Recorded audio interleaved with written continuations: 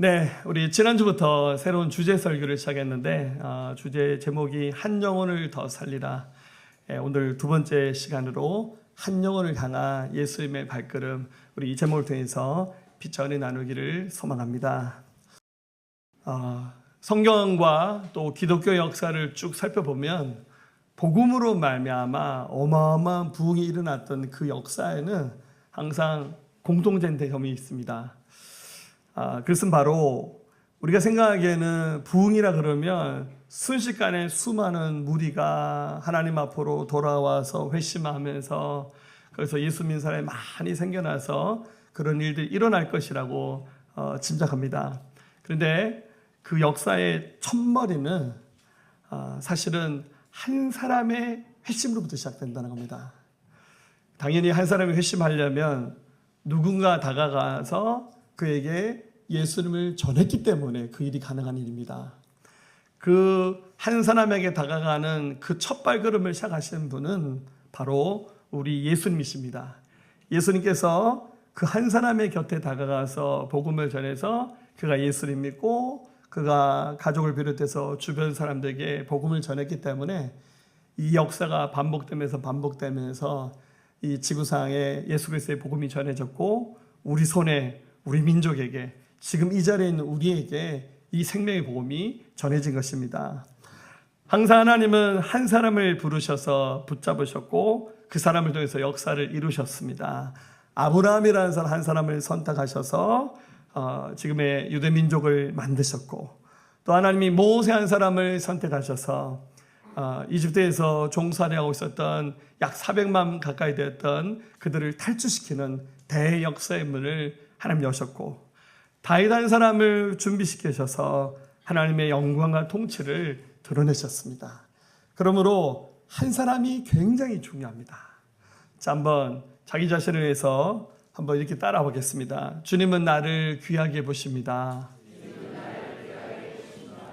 자, 한 영혼이 중요합니다. 자, 이걸 우리 교회에서만은 이제 고급 멘트입니다. 어디 가서 다른 데서 쓰지 마세요. 주님은 나만 생각하신다. 할렐루야. 혼자서 아멘 하셔야 돼요. 딴 데 소문나면 저 이단 목사 됩니다. 주님이 참 한 영혼을 너무 귀하게 보십니다. 자, 오늘 본문에서 나누고자 하는 요한복음 4장에도 예수님께서 한 사람 곁에 다가가서 딱 그 한 사람에게만 복음을 전하는 이야기가 나옵니다.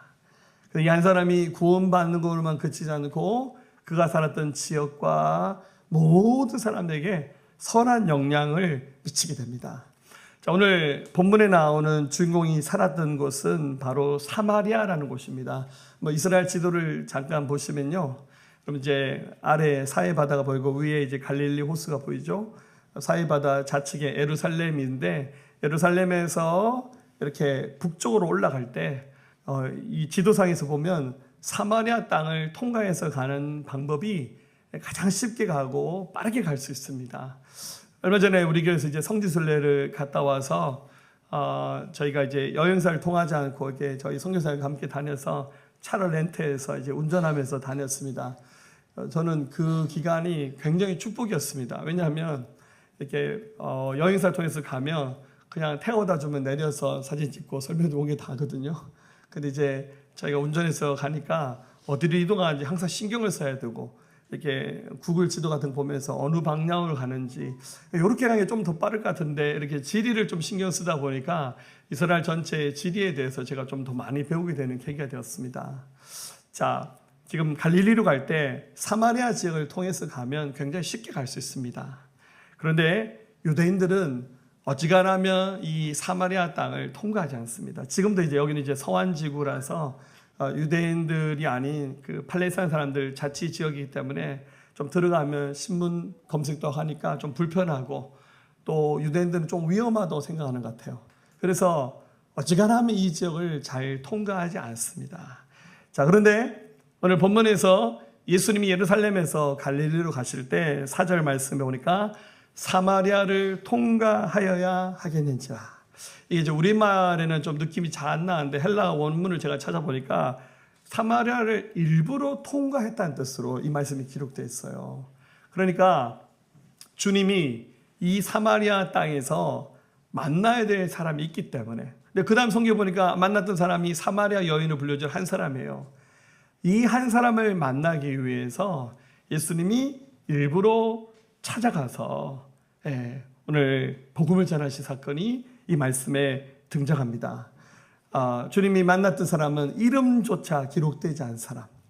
어지간하면 이름을 썼을 건데 얼마나 이름도 없이 빛도 없는 평범한 인생이었든지 이름조차 밝히지 못하는 사람, 아니면 이름을 밝히는 것이 좀 부담스러워서 밝히지 않았을 수도 있겠죠. 뭐 여러 가지 추측을 할 수 있습니다만은 존중받는 사람도 아니고 마을의 중심에 서 있는 사람도 아니고 사회적으로 종교적으로 도덕적으로 사람들에게 굉장히 감격이 있었던 사람, 어떤 점에서 대인 기피증이 있었던 이 사람, 오늘 예수님은 이 사람을 만나주러 가셨습니다.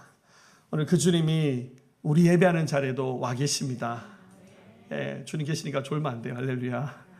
주님이 이 자리에 계십니다. 그래서 이미 인격적으로 주님을 만난 경험하신 분도 계시겠지만 아직 주님을 뜨겁게 만나는 경험하지 못한 분 계시다면 오늘 이 자리에 찾아오신 주님 꼭 만나시는 이 자리가 되기를 예수님의 이름으로 부탁드립니다. 자, 그렇다면 예수님께서 만난 이 이야기를 통해서 우리가 배울 수 있는 것이 뭐가 있겠습니까? 첫 번째로 주님은 사람들이 가졌던 그 편견의 벽을 넘어서 한 사람을 찾아오셨다는 겁니다. 자, 여러분 이제 사마리아 하니까 별로 느낌이 안 오죠? 여기서 우리 한번 대구 그럼 느낌이 오죠? 대구 오면 한 1시간 정도 가겠구나. 또 저희 고향이 구룡포 특별시입니다. 구룡포 하면 할렐루야. 내 고향이 포항 구룡포다 하면 사람들 다 쫄아버립니다. 할렐루야. 자, 이게 우리가 이렇게 지역에 대한 어떤 역사적인 정서적인 간격이 유대인들에게 있었어요. 그래서 유대인들은 사마리아 하면 느낌이 있습니다. 역사적으로 굉장한 앙금이 있습니다. 이스라엘이 솔로몬 왕 이후에 르호보암과 여로보암 때 북으로 남으로 나라가 두 동강 났어요. 그래서 10지파가 북이스라엘 따라가서 나라를 세웠는데 남유다 입장에서는 불법적으로 나라를 세운 거죠. 엄밀히 말하면. 그래서 이 남북 사이에 굉장한 갈등이 있었고 결국 나중에 이 북이스라엘이 아수르에게 망하고 남유다는 이제 바벨론에게 멸망하면서 결국 이 남유다는 끝까지 혈통을 지키지만 북이스라엘은 혈통을 지키지 못하고 그들이 역사 가운데 사라지면서 이방인들 속으로 서로 혼혈하면서 피를 섞습니다. 그래서 예수님 당시에 유대인들은 이런 역사를 다 알고 있었기 때문에 사마리아 사람 하면 그닥 좋아하지 않아요. 특히 이 북이스라엘의 나중에 수도가 사마리아가 됩니다. 그래서 서로 갈등하는 곳이었습니다. 또 특히 그들의 중심은 신앙이었는데 예배 장소에 대해서도 이 두 지역 사이에 갈등이 있었는데 유대인들은 예루살렘이 하나님께 예배하는 장소로 생각했다면 우리 북이스라엘 사람들은 이제 베델에서도 예배하지만 그리심산을 이제 하나님의 성전이 있는 곳으로 그들이 이렇게 이해합니다. 그래서 이 둘 사이도 굉장한 갈등이 있어요. 게다가 유대인들은 이방 사람들을 싫어하고 특히 여성에 대한 굉장한 차별이 있었습니다. 그래서 이런 분위기 속에서 예수님이 일부러 사마리아를 찾아가셨고 그리고 오늘 하필이면 만난 사람이 이방인 중에서도 한 여인을 만나셨습니다. 9절 한번 읽어볼까요? 사마리아 여자가 이르되 당신은 유대인으로서 어찌하여 사마리아 여인 저자인 나에게 물을 달라 하나이까 하니 이는 유대인이 사마리아인과 상종하지 아니함이러라. 아멘. 자, 그래서 예수님 여기서 이 사마리아 여인을 만났는데 그녀가 했던 첫 마디 말이 당신은 유대인인데 왜 이방 사람이고 또 여인인 나에게 말을 겁니까? 그만큼 예수님의 이 사마리아 땅을 찾아오셔서 이 여인을 만난 사건이 파격적인 행동이었기 때문에 이런 말을 한 겁니다. 자, 어떻게 하면 이 여인을 전도할 수 있겠습니까? 첫머리에 너 이방 사람이잖아. 너희 조상들 왜 그랬어? 너는 왜 그런 삶을 살고 있어? 그러니까 이렇게 지적하고 뭐 팩트를 날리면 전도하기는 어려울 것 같아요. 예수님은 어떻게 하십니까? 굉장히 친근하게 그녀 얼굴을 보시면서 예수님은 통찰력이 있으셨어요. 하나님이시니까. 그래서 그 얼굴을 보면서 그녀에게 뭐가 필요한지 어떤 문제를 만져야 되는지 예수님은 알고 계셨어요. 예수님이 하셨던 그 말을 걸었던 첫 마디 말이 뭡니까? 나에게 물을 좀 달라. 우리 7절에 나오죠. 그 물기로 사마리아인에게 물을 좀 달라 말을 합니다. 자, 상대방의 죄를 들춰내면서 정죄한다든지 아니면 뭐 어떤 문제를 끄집어내서 여러분들 그 콕 집어서 하는 전도는 여러분 그거는 전도가 되기보다는 되려 좀 역으로 반응을 불러일으킬 가능성이 많습니다. 그래서 예수님은 어떤 대화를 통해서 그 사람의 관심, 그 마음을 만져야 될지 아셨어요. 전도 그렇게 해야 됩니다. 여러분, 우리 교회가 단기 선교를 통해서 이제 전도 여행을 많이 하거든요. 저희가 1년에 한 번은 단기 선교를 가는데 올 여름에도 인도 단기 선교를 갑니다. 아까 광고 나간 거 보셨죠? 할렐루야. 네, 일부러 좀 광복절 연휴 때 한번 날짜를 잡아봤습니다. 한 분에 좀 더 많이 가시라고.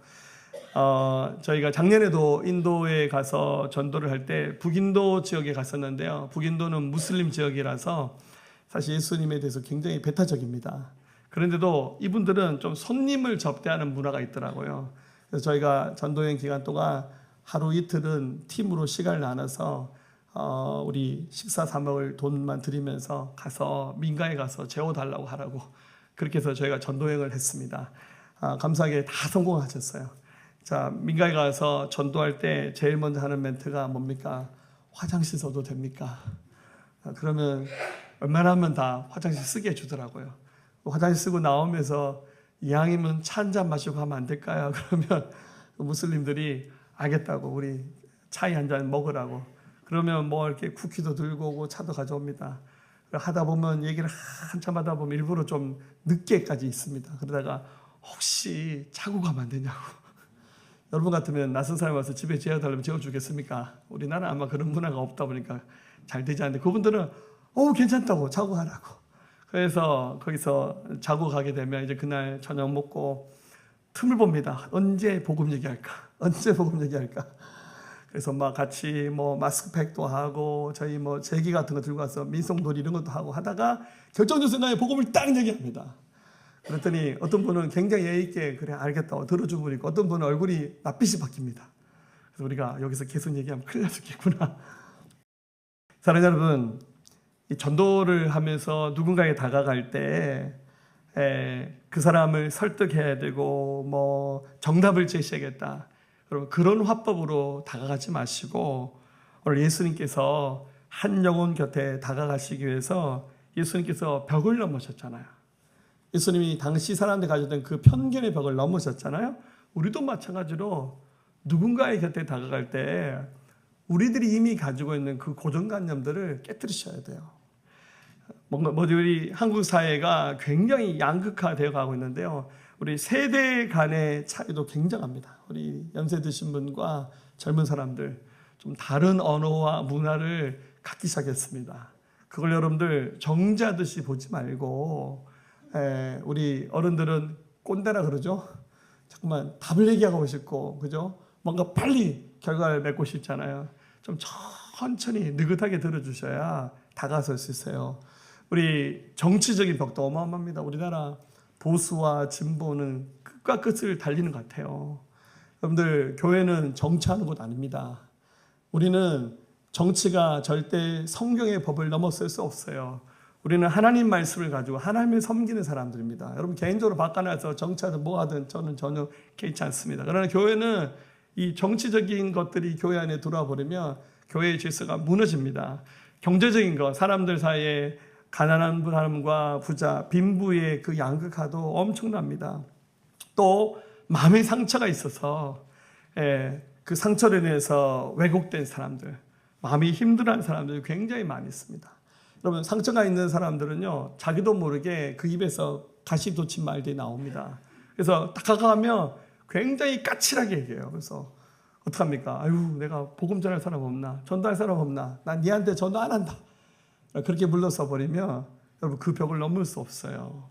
오늘 예수님 또 이 사마리아 여인 굉장한 아픔이 있는 사람입니다. 그러나 세상 사람들은 손가락질한 사람입니다. 예수님은 그 벽을 넘어서 그에게 다가가셨습니다. 사랑하는 여러분, 교회는 괜찮은 사람들만 모으는 공동체가 아닙니다. 어떤 점에서 반대로 안 괜찮은 사람들, 세상에서 흠 많고 티 많은 사람들이 모여서 하나님 은혜 붙잡고 십자가 붙잡고 살아가는 곳이 바로 교회가 되어야 됩니다. 흠 없는 사람들이 모여서 자랑하는 곳이 교회가 아니라 부족하지만 하나님께서 나를 만나 주셔서 내가 예수 믿고 은혜를 누린 자 되었습니다 라고 신앙 고백하는 사람들이 그 은혜 붙잡고 살아가는 곳이 바로 우리의 교회가 되어야 됩니다. 할렐루야. 자, 한 영혼 곁에 다가갑시다. 편한 길 택하지 말고 나랑 비슷한 사람 찾지 말고 익숙한 사람에게만 기대지 마시고 힘들고 어려워도 예수님처럼 이 장벽을 넘어서 한 영혼 곁으로 다가가는 저와 여러분들 될 수 있기를 예수님의 이름으로 축원합니다. 두 번째로 이제 예수님이 이 사마리아인을 이제 본격적으로 만나 주시면서 예수님이 그 영혼의 갈증을 보셨어요. 그리고 그 마음의 갈급함을 예수님께서 생수로 채워주셨습니다. 예수님이 채워주신 그 생수는 바로 예수 그리스도 그분 자체를 말하는 거예요. 우리 안에 있는 그 목마름을 예수님께서 다가오셔서 채워주시면서 우리의 죄를 다루셔서 용서하시고 영원한 생명을 선물로 주시기 위해서 주님 우리에게 다가와 주셨습니다. 자, 예수님이 이제 통찰력을 가지고 이 여인을 보면서 나에게 물을 좀 달라라고 예수께서 요청하십니다. 그랬더니 예수님이 이렇게 말합니다. 10절에 한번 더 읽어볼까요? 예수께서 대답하여 이르시되 네가 만일 하나님의 선물과 또 내게 물 좀 달라 하는 이가 누구인 줄 알았더라면 네가 그에게 구하였을 것이요 그가 생수를 내게 주었으리라. 아멘. 자, 예수님이 이제 이 사마리아 여인을 본격적으로 구원하시기 위해서 예수님의 대화가 시작됩니다. 이 여인이 이 우물에 물 뜨러 왔어요. 예수님 하신 말이 네가 내가 누구인지 알아차렸더라면 오히려 나에게 생수를 구했을 것이다 라는 의미심장한 말을 하셨어요. 그 말은 이 여인이 가지고 있는 그 마음의 갈급함, 그 갈증을 보셨어요. 자, 성경 기록한 사도 요한이 어지간하면 이름도 좀 밝히고 그의 삶의 이력을 좀 자세하게 소개할 건데 이 여인의 삶을 굉장히 제한적으로 소개하고 있는데 좀 추측할 수 있는 것이 한두 가지밖에 없어요. 가장 먼저 알 수 있는 것은 하필이면 대낮에 물을 떠러 왔다는 거예요. 한번 말씀 볼까요? 6절 거기 또 야곱의 우물이 있더라. 예수께서 길 가시다가 피곤하여 우물 곁에 그대로 앉으시니 때가 6시쯤 되었더라. 자, 6시라는 말은 우리 시간으로 바꾸면 정오를 말합니다. 여러분들 어렸을 때 우리 지금 연세 드신 분들은 집에 상수도가 이렇게 개설이 안 됐을 때 공동 수도나 우물가에서 물 떠보신 경험이 있잖아요. 자, 고개 살짝 끄덕여도 괜찮아요? 네, 제가 되게 옛날 사람은 아닌데요. 저 어렸을 때 집집마다 수도가 없었거든요. 그래서 우리 동네에 공동 수도가 있었어요. 그래서 어머니가 양동이고 물 뜨러 가시더라고요. 그 어린 마음에 어머니 따라가가지고 물 뜨는 거 같이 해본 적도 있고 저희 할아버지가 우물가에 물 뜨러 가시더라고요. 그래서 할아버지 따라가서 같이 뚜레바 가면서 물 떠본 경험이 있습니다. 제가 되게 옛날 사람 아닙니다. 할렐루야. 네, 지금 이제 고개 끄드신 분들은 다 연세 있는 분들이에요. 그런데 어린 기억에 보니까 언제 물을 뜨러 가냐면 아침 저녁에 갑니다. 한낮에 가면 너무 더워요. 여러분 촌에서 농사하시는 분들도 여러분들 새벽에 일찍 가서 밥 메고 오시잖아요. 웬만하면 아침에 5, 6시 가서 일하시고 한 10시 전에 다 마치고 돌아와요. 12시, 1시, 2시에 일하다 큰일 납니다. 그게 지혜잖아요. 근데 이 여인은 낮 12시에 우물가에 물을 기르러 왔어요. 왜 그렇습니까? 사람들의 그 시선이 부담스러웠어요. 그걸 추측할 수 있는 말씀이 딱 하나 나오는데 그게 18절에 있는 말씀인데 예수님이 너에게 남편 5이 있었고 지금 있는 자도 내 남편이 아니니 내 말이 참되도다. 자, 자세히 할 수는 없는데 남편이 5번 있었다는 말은 결혼을 5번 했다는 뜻이에요. 그리고 지금 6번째는 합법적으로 결혼하지 않은 채로 살고 있다 그 뜻이잖아요. 자, 여러분들 어떤 인생을 살아야 될지 대충 답이 나오잖아요. 굉장히 기구한 삶을 살았습니다. 저는 목양하는 목사로서 목양하는 마음을 가지고 이런 사람의 삶을 보면 이 사람 참 고생 많이 했겠다. 제가 신방 가야죠. 할렐루야. 맛있는 거 사서 신방하고 어디 가서 그죠? 차도 한잔 마시고 하면서 많이 위로해 줄 것 같아요. 그런데 세상 사람들은 목자의 마음을 가지고 이런 사람을 보지 않고 어떻게 봅니까? 정죄하는 눈을 가지고 봐요. 아이고 저 인생 봐라. 결혼 6번이나 하고 완전 실패했다. 저 집안 풍지박살 났다. 이렇게 얘기하거나 좀 더 심하면 여기다 욕을 섞어서 얘기합니다. X라고 안 된다고 이렇게 말합니다. 그러니까 낙인 찍혀 살았던 이 여인의 삶 얼마나 힘들었겠습니까? 그래서 사람들이 많이 물기르는 시간에 가서 사람들 입에 오르는 것이 구설수 오르는 것이 싫어서 그냥 차라리 아무도 없는 대낮에 가서 물을 떠러 갔던 겁니다. 이 인생의 목마름 어떻게 해결할까요?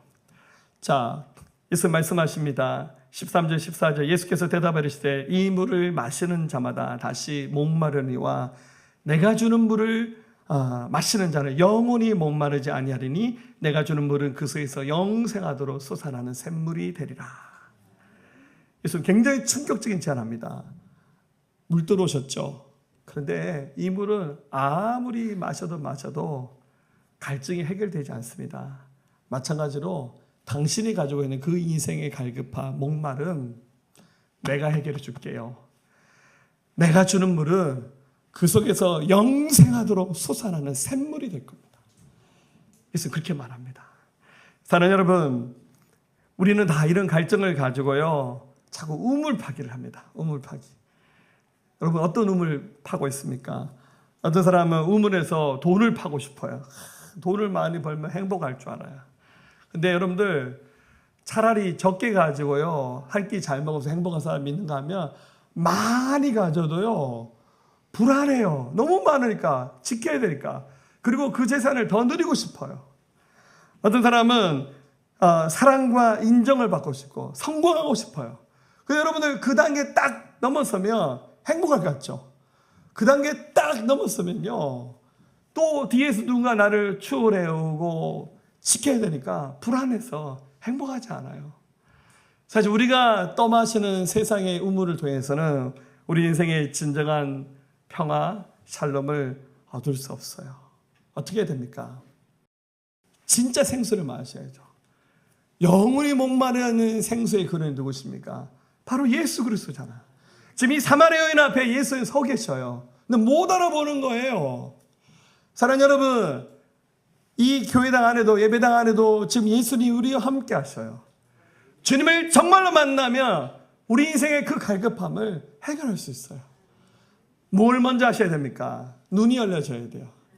영적으로 자기 직면을 하시면서 자기 자신을 봐야 됩니다. 여러분 우리는 우리 안에 많은 깨어진 상처, 죄악들, 실패 뭐 많아요. 이것들을 어지간하면 사람들에게 보이고 싶지 않아요. 그래서 어떡합니까? 다 마스크를 끼고 삽니다. 우리의 속살을 보여주고 싶지 않아요. 가면을 쓰고 있는 겁니다. 근데 어쩌다가 누군가가 나의 그 속살을 조금 봤어요. 무게 왜 그래? 하면서 우리의 그 왜곡된 어떤 신념이나 잘못된 삶을 딱 지적하면 창피하기도 하지만 어떡합니까? 막 들이박아요. 우리 가끔씩 목장 모임 하면 목장 모임을 좀 이렇게 살살 할 때도 있지만 좀 목장 모임 좀 깊이 나누고 피드백할 때 있어요. 그러면 가끔씩 목자들한테 열받아가지고 나한테 어떻게 그런 말을 쓰냐고 목사님이 시켰냐고 이렇게 말합니다. 제가 다 시켰습니다. 할렐루야.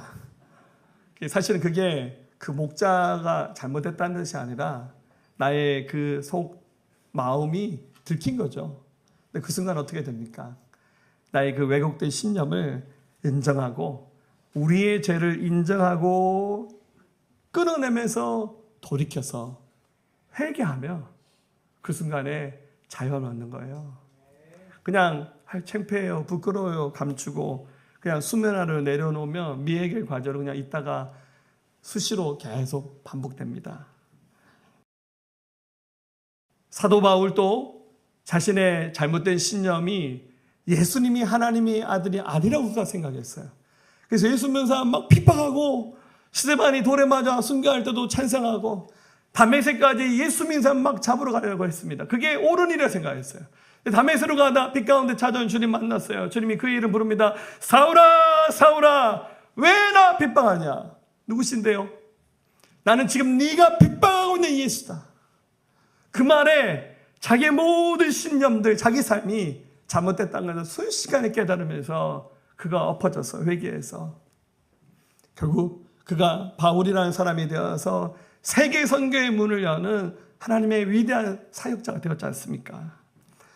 힘들고 어렵지만 오늘 이 자리에 계신 예수님 앞에서 자기의 있는 모습을 적나라하게 다 드러내셔야 됩니다. 창피할 수도 있고 힘들 수도 있습니다. 그러나 그 순간부터 우리의 갈증이 채워지면서 하나님의 일하심이 시작됩니다. 내가 목마른 이유를 외면하지 마십시오.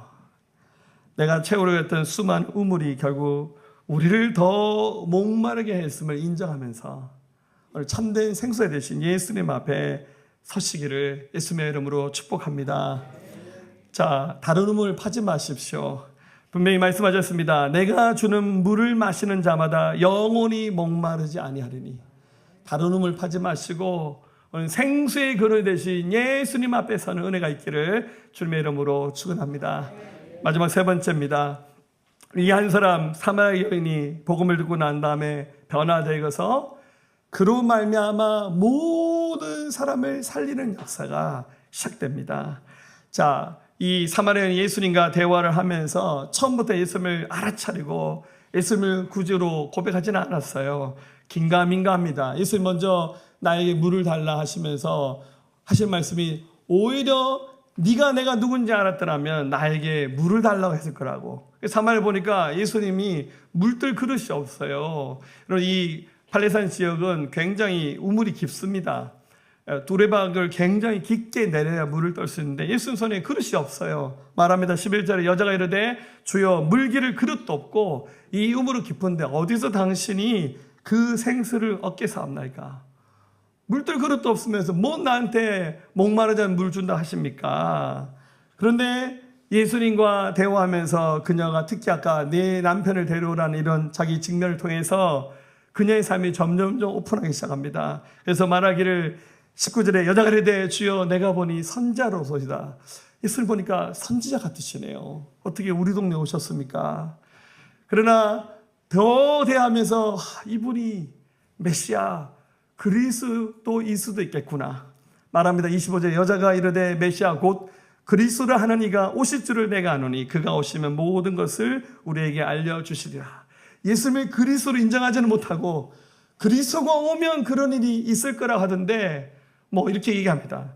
그러니까 예수님 이제는 돌아가면서 얘기하지 않습니다. 26절에 같이 볼까요? 예수께서 이르시되 네게 말하는 내가 그라 하시니라. 여자야 지금 너에게 말하고 있는 내가 바로 그다. 우리 요한복음에서 자주 하는 나는 무엇이다라는 이 독특한 표현, 사실은 하나님만이 하실 수 있는 표현입니다. 내가 바로 그다라는 말을 예수님이 사마리아에게 하시면서 자신의 정체성을 드러내셨습니다. 그랬더니 이 여인이 깜짝 놀랐어요. 너무 깜짝 놀랐어요. 그 자리에서 28절 보니까 물동이를 버려두고 급히 동네 사람들에게 뛰어가서 그가 말합니다. 29절에 내가 행한 모든 일을 내게 말한 사람을 와서 보라. 이는 그리스도가 아니냐 하니 그들이 동네에서 나와 예수께로 오더라. 그가 사람들이 사는 곳에 평상시에 얼굴 쳐다보는 것도 부담스러워서 대낮에 물 떠러 왔던 대인 기피증이 있었던 이 여인이 이제 아예 물 떠는 것은 뒤로 하고 사람들에게 쫓아가서 내가 그리스도를 만났습니다. 예수님이 그리스도입니다. 여러분들 예수님 믿으셔야 됩니다. 라고 예수님을 전하는 사람으로 바뀌어지게 됩니다. 확신이 있었다는 거예요. 주님 만났기 때문에. 오늘 이와 같은 은혜가 저와 여러분들에게 임하기를 소망합니다. 그녀는 확신을 가지고 논리적으로 자기가 알고 있는 성경 구절을 들이대면서 누군가를 설득하고 완벽하게 그렇게 복음 전하는 거 아닙니다. 우리 복음 전할 때 모든 사람이 하는 질문에 완벽하게 대답을 해줘야 된다. 이렇게 생각하는데 그렇지 않아요. 내가 만난 예수 그리스도에 대해서 확신을 가지고 전하게 된다면 그 복음이 진실인 줄 안다면, 그 복음 안에 있는 진정성이 드러나게 된다면 많은 사람들을 하나님께 인도할 수 있습니다. 한번 그 다음에 일어난 사건들 39절부터 쭉 나오는데 한번 길 좀 한번 읽어볼까요? 여자의 말이 내가 행한 모든 것을 그가 내게 말했다 증언하므로 그 동네 중에 많은 사마리아인이 예수를 믿는지라. 사마리아인들이 예수께 와서 자기들과 함께 유하시기를 청하니 거기서 이틀을 유하심에 예수의 말씀으로 말미암아 믿는 자가 더욱 많아 그 여자에게 말하되 이제 우리가 믿는 것은 내 말로 인함이 아니니 이는 우리가 친히 듣고 그가 참으로 세상의 구주신 줄 알미라 하였더라. 아멘. 어마어마한 사건이 일어났어요. 그리고 사실 이 사마리아 사람들이 예수님 얘기 처음 들었겠습니까? 많이 들었어요. 근데 아무도 확신을 가지고 진리로 전해준 사람은 못 만난 거예요. 근데 이 사마리아 여인이 자기가 만난 예수님에 대해서 확신을 가지고 전하니까 이 동네가 뒤집혀져서 많은 사람들이 예수께 돌아오는 엄청난 역사가 일어난 겁니다. 사랑하는 여러분, 한 사람이 중요합니다. 한 사람. 여러분, 역사가 결국 한 사람으로 시작됐잖아요. 아담 한 사람으로 시작됐고, 그리고 죄로 물들었던 인류의 역사를 예수 그리스도께서 뒤집어 놓으셨잖아요. 처음에는 한 사람이 시작하는 거예요. 여러분, 저도 불신자 가정에서 태어났습니다. 보기에는 한 3대째 예수님 자매인 집에 태어나는 걸 보이죠? 제가 집에서 제일 먼저 예수님 믿고 뭐 동생 전도하고 형제들, 사촌들, 저희 부모님 전도하면서 저희 가정이 예수 믿게 되었습니다. 근데 복음 전하면서 제일 안 믿을 것 같았던 사람이 누구냐면 저희 아버지세요. 저희 부친이 재작년에 천국으로 이사 가셨는데요. 너무 감격하셨어요. 좀 술도 좀 좋아하시고 할렐루야. 제가 교회에 다녔던 첫날부터 교회 가지 말라고 막으시면서 이제 교회 갔다 오시면 저희 아버님 몽둥이 하나 깎아서 대문 앞에 세워놓으셨어요.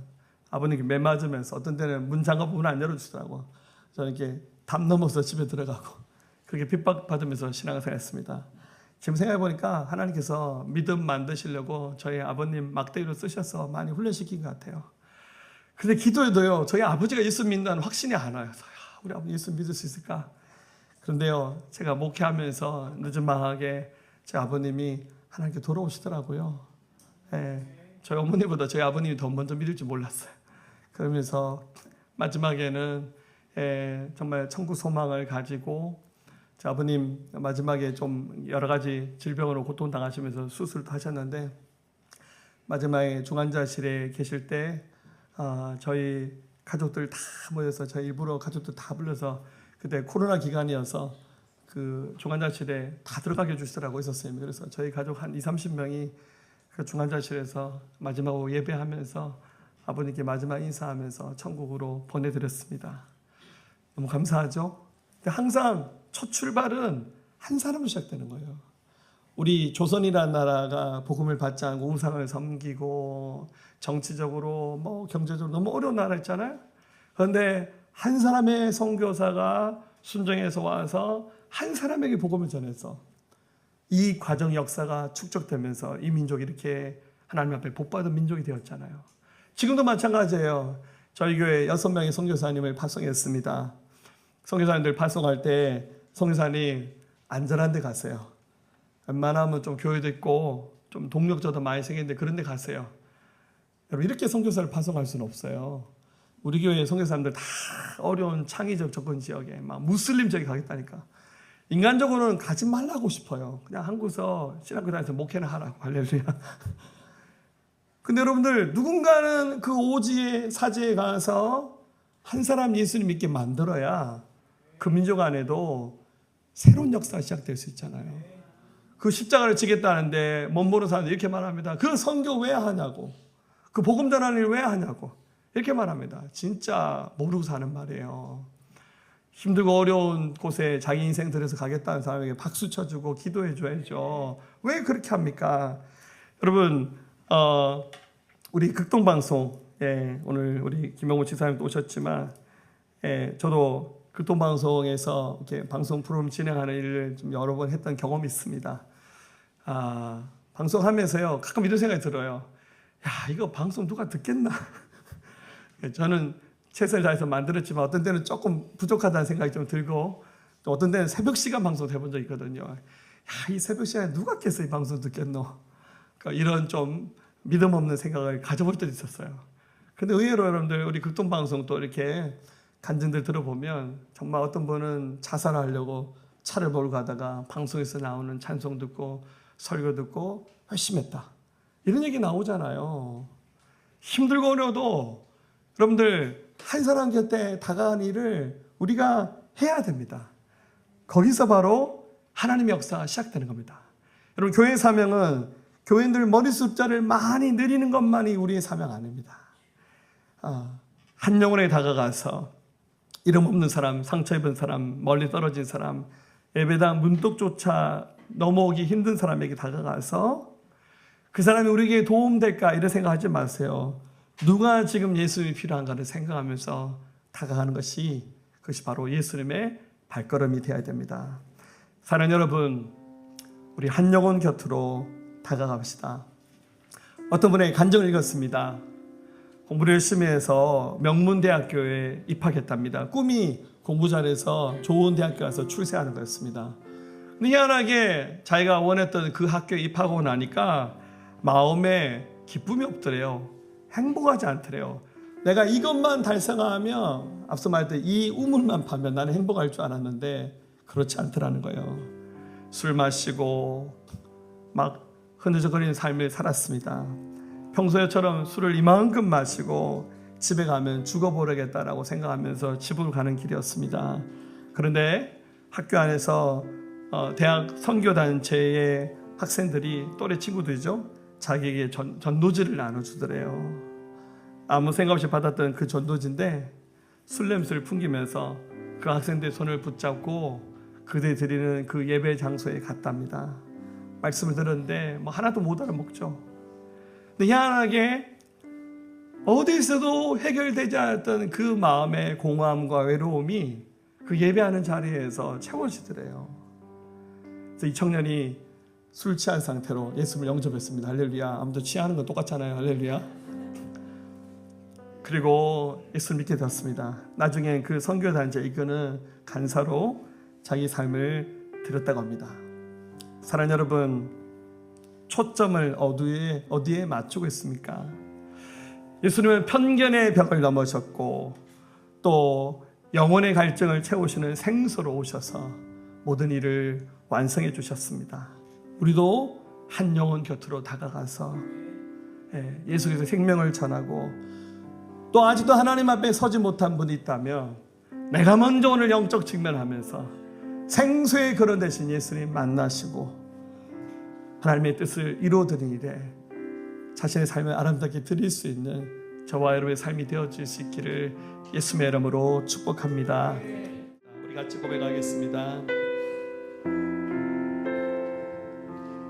깊은 절망에 수렁 가운데 주님께 닿을 수 없다느니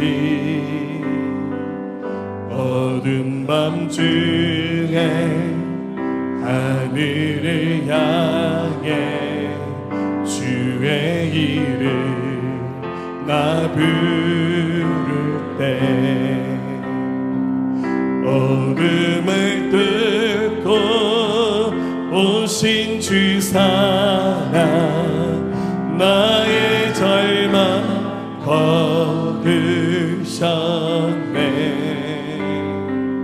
주님의 공로 다 이루셨네. 주 예수 나의 사소망.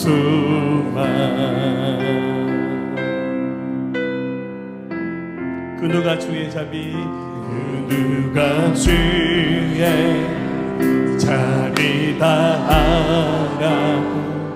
한없는 은혜 증량할까. 영광을 떠나 이 땅에 오신 제가 되신 그 주 예수.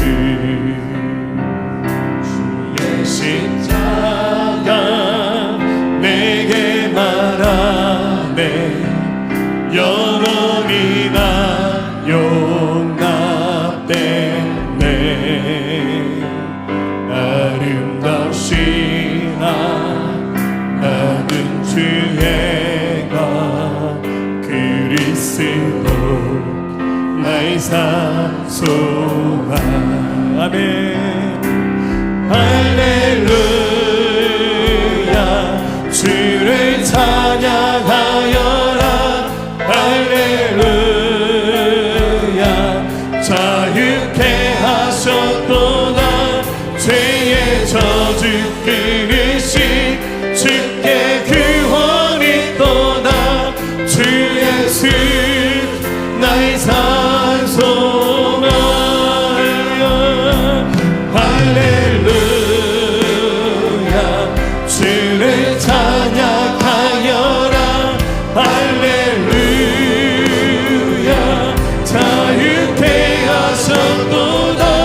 죄의 저주 끊으신 주께 구원이 또다. 주 예수 나의 산 소망. 우리 손을 들고 고백하겠습니다. 언약된 아침 장사된 몸에 부활의 호흡 시작된대. 유다의 사자 위험장 선포. 사막이 무너졌도. 아멘. 이제 더 사망은 이제 사망은 무덤이 더 우리를 주장할 수 없네. 우리를 주장할 수 없네. 유다의 사자 위험장 표현. 사막이 무너졌도다. 사막이 무너졌도다. 주 예수 승리하셨네. 주 예수 승리하셨네.